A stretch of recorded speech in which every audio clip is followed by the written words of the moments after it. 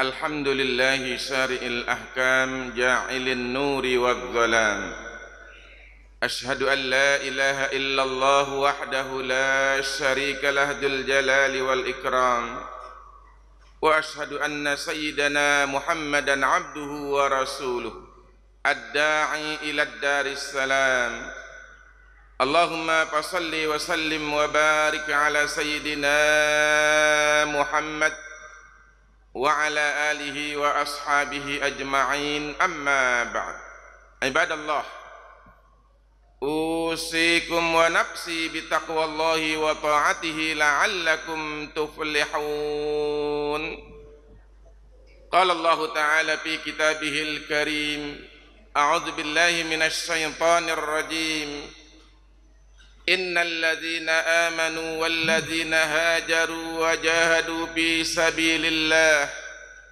أولئك يرجون رحمة الله والله غفور رحيم صدق الله العظيم. Hadirin sidang Jumat yang dimuliakan oleh Allah Subhanahu wa taala. Marilah kita yang berada di tempat yang suci dan di hari yang mulia ini berusaha untuk meningkatkan ketakwaan kita kepada Allah Subhanahu wa taala. Rumus takwa yang sangat sederhana, mudah kita ingat dan kita laksanakan, ayyuta'a wa la yu'asa. Kita berusaha untuk mentaati Allah dan berusaha untuk tidak maksiat kepadanya. Wa ayyushkara fala yukfar.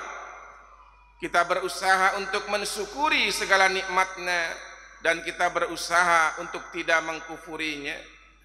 Wa ayyuzkara fala yunsa. Kita berusaha untuk mengingat, berzikir kepada Allah yang akan mendatangkan ketenangan, dan janganlah kita sekali-kali melupakan Allah Subhanahu wa ta'ala. Hadirin sidang Jumat yang dimuliakan oleh Allah Subhanahu wa ta'ala. Kita umat Islam sekarang berada pada tahun 1446 Hijriah. Tahun baru Islam bukan hanya sekedar perpindahan waktu, tapi sesungguhnya ada nilai yang sangat luar biasa.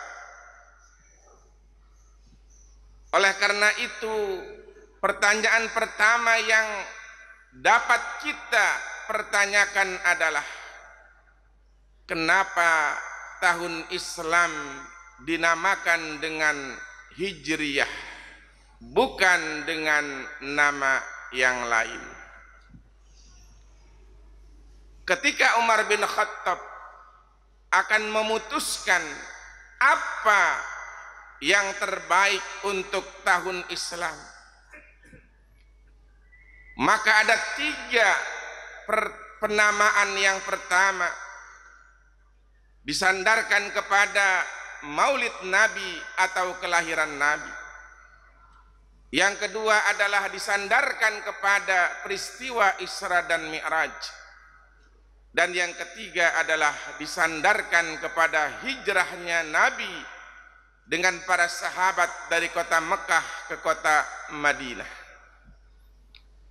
Ternyata para sahabat sepakat untuk memilih tahun baru Islam dengan momentum hijrahnya Rasulullah dari kota Mekah ke kota Madinah. Kenapa itu yang dipilih? Karena hijrah merupakan sebuah perubahan, sebuah kesuksesan yang sangat luar biasa yang dialami oleh Rasulullah dan para sahabatnya. Oleh karena itu penamaan hijrah bagi tahun Islam memiliki sebuah nilai yang di dalamnya adalah ada nilai kesuksesan, keberhasilan, perubahan dari yang tidak baik kepada yang lebih baik, dari kehidupan yang kurang baik kepada kehidupan yang lebih tenang dan lebih berbahagia. Oleh karena itu, kita dapat mengambil pelajaran yang berharga bahwa sesungguhnya kalau kita ingin untuk mendapatkan kehidupan yang lebih baik, untuk sukses dalam kehidupan ini, maka sesungguhnya ajaran hijrah adalah kunci daripada keberhasilan dalam kehidupan ini. Hadirin sidang Jumat yang dimuliakan oleh Allah Subhanahu wa taala.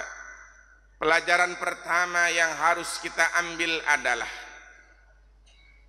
jika kita ingin sebuah kehidupan yang lebih baik, yang lebih bernilai dan lebih sukses, maka yang harus kita tanamkan adalah motivasi atau niat untuk berubah kepada yang lebih baik.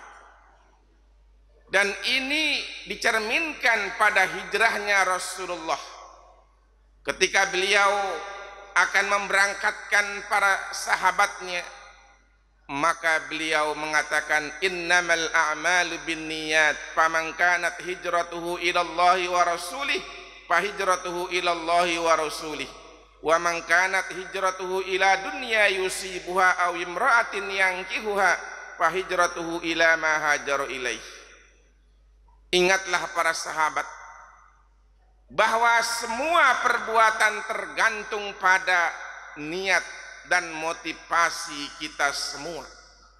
Siapa yang hijrahnya kepada Allah dan Rasulnya, maka dia akan mendapatkan kebaikan dari Allah dan Rasulnya.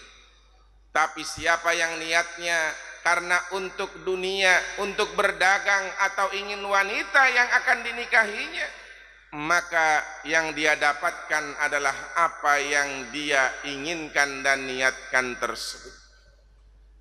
Oleh karena itu, para sahabat benar-benar menancapkan motivasi untuk hijrah adalah niat karena Allah dan Rasulnya, dan ini membuktikan keberhasilan mereka ketika mereka berada di kota Madinah. Yang kedua adalah strategi dan usaha. Rasulullah adalah orang yang sangat dekat dengan Allah Subhanahu wa taala. Tapi tidak semuanya begitu saja diterima oleh Rasulullah. Tapi semuanya ini butuh usaha, butuh strategi, butuh ikhtiar. Maka sesungguhnya hijrah adalah sebuah usaha yang sangat luar biasa, sebuah usaha yang sangat sungguh-sungguh, disertai dengan berdoa kepada Allah Subhanahu wa taala. Oleh karena itu, sesungguhnya pelajaran yang dapat kita ambil adalah bahwa untuk mencapai cita-cita, untuk mencapai kesuksesan, maka kita wajib untuk berusaha sebagaimana Rasulullah ingin berubah kepada kehidupan yang lebih aman, lebih baik dengan cara berhijrah ke kota Madinah. Tidak cukup dengan hanya berdoa dan berdoa. Islam mengajarkan juga kewajiban kita untuk berbuat dan berusaha. Innallaha la yughayyiru ma biqaumin hatta yughayyiru ma bi anfusihim. Sesungguhnya Allah tidak akan merubah nasib kita, merubah masa depan kita, merubah nasib kita di akhirat, kecuali kita sekarang bisa berbuat, bisa berubah, bisa melakukan hal yang terbaik untuk masa depan kita. Masa yang sangat jauh lagi adalah kehidupan akhirat. Yang ketiga adalah apabila kita ingin sukses sebagaimana diajarkan oleh Rasulullah melalui peristiwa hijrahnya adalah kita harus memiliki hubungan yang baik kepada orang lain. Hal ini dicontohkan oleh Rasulullah ketika beliau sampai di kota Madinah. Maka beliau mengadakan perjanjian internal kepada umat Islam agar hidup mereka damai, agar hidup mereka rukun, tidak saling bermusuhan. Kemudian Rasulullah juga mengadakan perjanjian dengan orang-orang Nasrani yang berbeda agama. Maka di situ ada undang-undang yang disebut dengan Piagam Madinah agar hidup antar umat beragama, antar suku mendatangkan kemaslahatan, tidak saling bermusuhan, tidak saling berperang dan lain sebagainya. Oleh karena itu Rasulullah dengan dua perjanjian tersebut hidup ketika itu sangat damai, sangat aman dan saling gotong royong. Kemudian selanjutnya adalah kalau kita ingin sukses sebagaimana digambarkan oleh hijrahnya Rasulullah, melakukan sebuah program yang jelas, yang baik, yang dapat dinikmati oleh orang lain. Oleh karena itu apa yang dilakukan oleh Rasulullah ketika datang di kota Madinah? Dia membangun sebuah pusat di mana berkumpulnya umat untuk dapat bermusyawarah, untuk dapat saling tolong menolong, untuk dapat menyelesaikan segala persoalan, yaitu dengan membangun sebuah masjid yang disebut dengan Masjid Nabawi. Ini adalah sebuah contoh program yang dilakukan oleh Rasulullah, bagaimana dengan masjid tersebut umat menjadi umat yang bersatu, umat yang penuh beribadah kepada Allah, umat yang saling tolong menolong, dan semua persoalan dapat diselesaikan melalui tempat yang suci, yaitu Masjid Nabawi ketika itu. Hadirin hadirat yang dimuliakan oleh Allah Subhanahu wa taala. Pelajaran selanjutnya adalah bagaimana Islam tidak membedakan antara suku asli dengan suku pendatang. Ketika peristiwa hijrah ada dua kelompok. Yang pertama adalah pendatang, yaitu orang yang disebut dengan muhajirin. Mereka orang-orang Mekah, para sahabat Nabi yang kemudian datang ke kota Madinah. Dan suku asli kota Madinah, yaitu yang disebut dengan Ansor. Mereka adalah orang yang menerima, menyambut, menolong kehadiran Rasulullah dengan para sahabatnya. Bagaimana kita lihat kerukunan mereka, saling bantu membantu mereka, tidak membedakan suku dan lain sebagainya.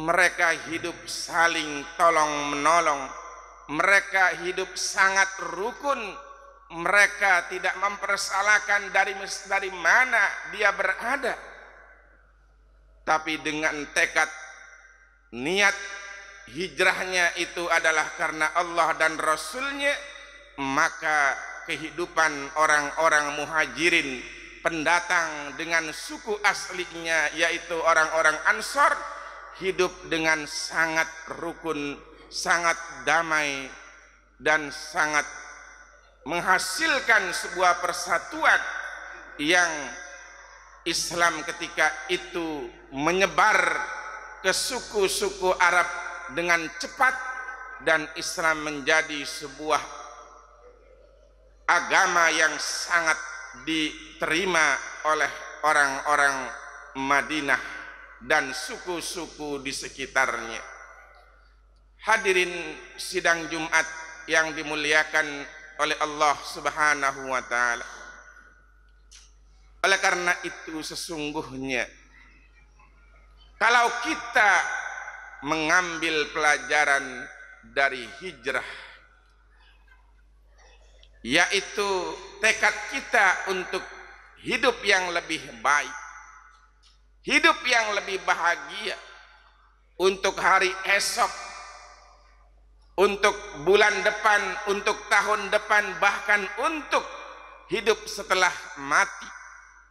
Sesungguhnya yang pertama adalah niatkanlah, tancapkanlah tekad, apapun yang kita lakukan semua itu hanya karena Allah Subhanahu wa ta'ala. Yang kedua adalah hidup ini harus berusaha. Ingin berhasil tapi diam sejuta bahasa, maka sesungguhnya tidak akan bisa kita memperoleh kesuksesan tanpa kita harus bekerja, tanpa kita harus berusaha, tanpa kita harus belajar dan belajar. Yang ketiga adalah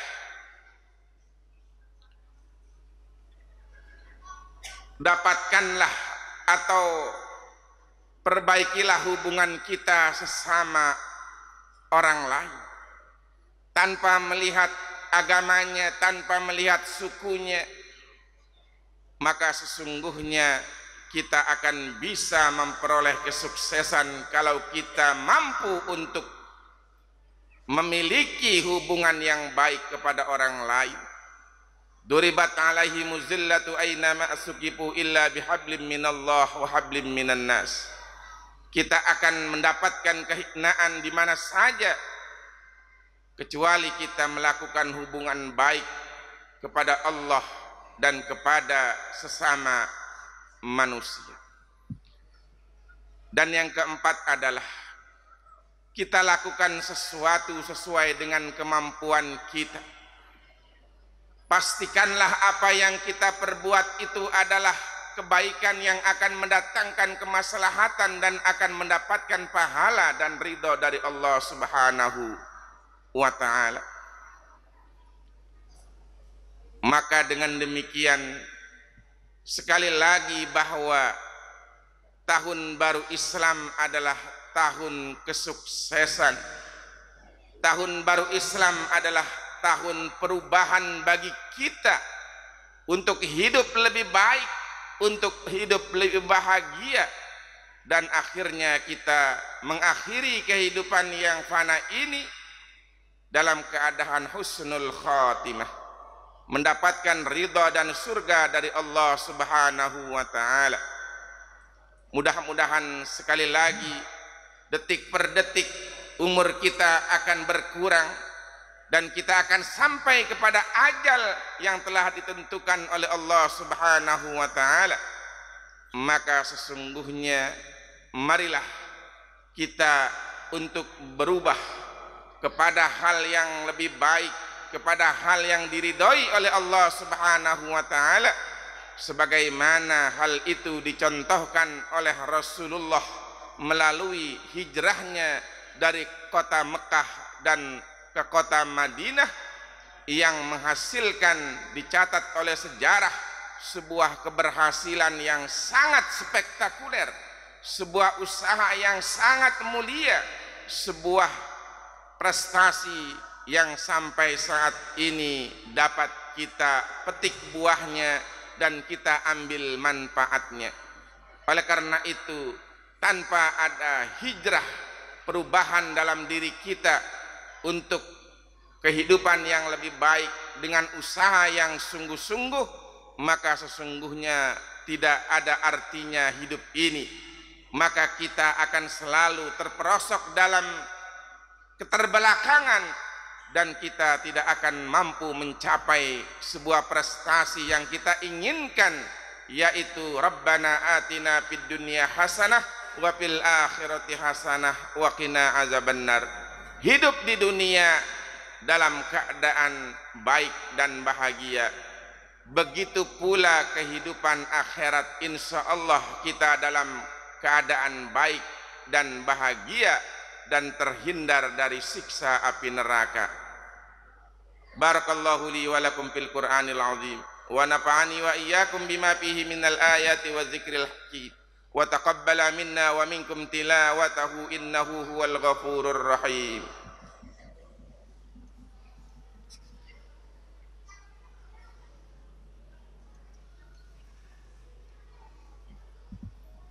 Alhamdulillah hamdan katsiran kama amar. Asyhadu an la ilaha illallah wahdahu la syarikalah irghaman liman jahada bihi wa kafar. Wa asyhadu anna sayyidana Muhammadan abduhu wa rasuluhu sayyidul khalaiqi wal basar. Allahumma fasalli wa sallim wa barik ala sayyidina Muhammad wa ala alihi wa ashabihi ajma'in. Ibadallah, ittaqullaha haqqa tuqatih wa la tamutunna illa wa antum muslimun. Qala Allah Ta'ala fi kitabihil karim, Inna Allah wa malaikatahu yusalluna 'alan nabi ya ayyuhalladzina amanu sallu 'alaihi wa sallimu taslima. Allahumma ighfir lil muslimina wal muslimat wal mu'minina wal mu'minat al ahya'i minhum wal amwat innaka sami'un qaribun mujibud da'awat ya qadiyal hajat. Ya Allah, sisa umur hamba tidak terlalu lama dalam hidup ini. Hamba hanya memohon kepadamu ya Allah, sisa umur yang telah engkau tentukan menjadi umur yang barokah ya Allah, umur yang penuh dengan kebaikan dan manfaat ya Allah, umur yang selalu berusaha untuk mendapatkan ridha dan surgamu ya Allah, hingga pada akhirnya hamba meninggalkan dunia ini dalam keadaan husnul khatimah. Lidah hamba mudah untuk mengucapkan kalimatul ikhlas ketika ajal tiba, sehingga engkau juga memanggil hamba pada detik-detik akhir hidup ini dengan panggilan yang hamba rindukan ya Allah.